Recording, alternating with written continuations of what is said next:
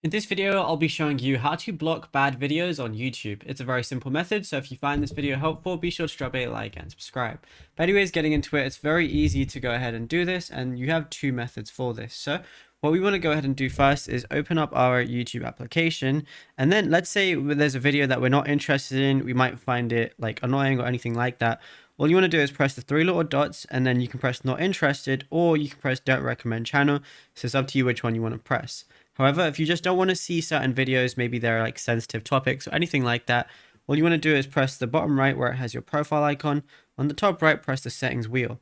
Now, once you're here, you're going to see a lot of different things. All you want to do is go over to general, which is at the very top, and you're going to see restricted mode. It says this helps to hide potentially mature videos.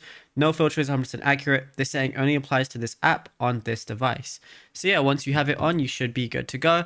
And yeah, it's as simple as that. Anytime you want to turn it off, you can turn it off using this setting as well. Now, if you found this video helpful, be sure to drop a like and subscribe.